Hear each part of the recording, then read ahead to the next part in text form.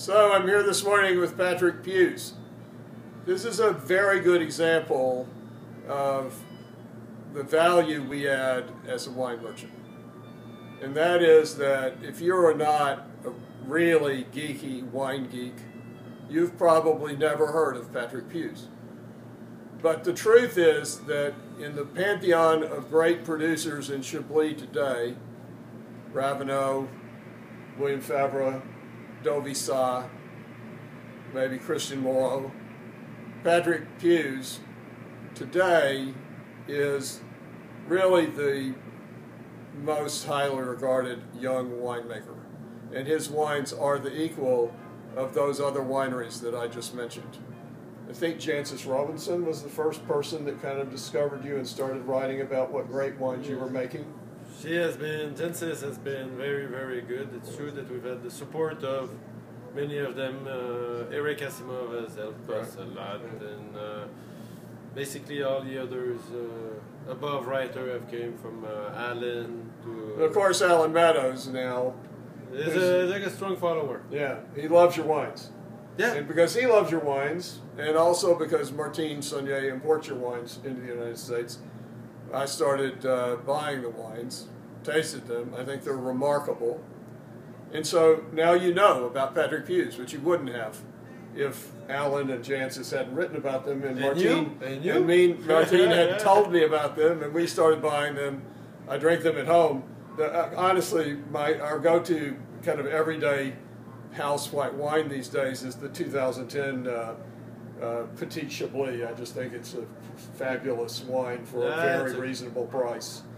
Wine has to be also democratic. It's true that there's a lot of speculation behind some bottles, but at the end of the day, the wine that's in bottle is what counts, and the good thing is when people can buy it and drink it, because it's not there to be sitting on a shelf. It's there to be in a glass. It's there to be shared with friends. Exactly. And drunk with oysters.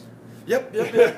Might as well. If we have a perfect match to do, let's do that. I mean, if we could find somebody with some Bellone oysters, we'd be in good shape with this. Exactly. That's the only thing missing. So we are drinking the 2009 Patrick Piuze Chablis Butteaux this morning, which is a very special wine. Of course, 2009 is a great vintage in Burgundy in general, and Chablis as well.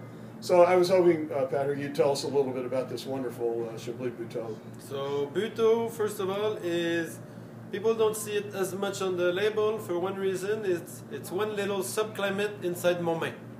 So people can label it as Momain, but us to be as precise as possible for the consumer to know exactly where the origin of the grape. So we write Butteaux on it because it's a single vineyard that we have. Premier Cru vineyard. Yeah, it's a Premier Cru vineyard. Yeah. So it's in an open valley, so it gives it quite an aerial wine. It's a lot of spices and everything, due to the fact that it's an open valley facing south, but the wind always goes through it. In Chablis, we are clay limestone, and in one specific thing about Butteaux is also there is a lot of chalk on it. So gives a lot of that chalk character, spices character to go along. With the 09, that is a good vintage, good definition of glaze. The acidity was a little bit low due to the warm weather that we had 3 weeks prior to harvest. It's a wine it's kind of rich. It's kind of a fat, rich wine for Chablis. Yeah, exactly. It's not one of those classic Chablis year, but it's a year that it's a pleasure year. It's a year that you open the bottle, you sink it, and you're just looking for another bottle. Well, you drink the 09 while you're waiting for the 08 to be ready. Exactly. Right? And then we will have the 2011 to drink before the 2010. Right. And then we will have 12 that were back into an high acidity vintage.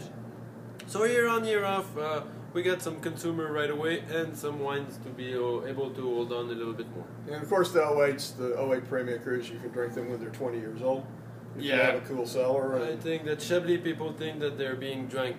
They have to be drank young, but it's a false impression. I think Chablis is one of the wine in Burgundy that age the best.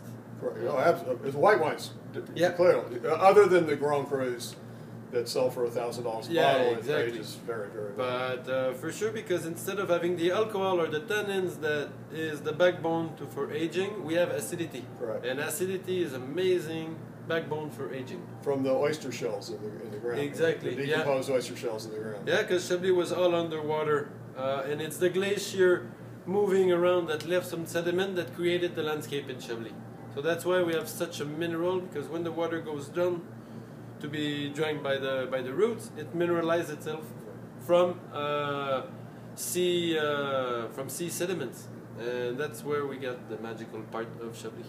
Well, it's lovely. It's kind of fat, as I said, fat and rich. Yeah. Delicious. I think drinking very well now or for the next 3, 4, 5 years. Exactly. Oh yeah. It will hold on another 8 years easy, right. but it's already good pleasure. It's delicious. Yeah, I think so. Thanks for watching. Cheers. Thank you. See you.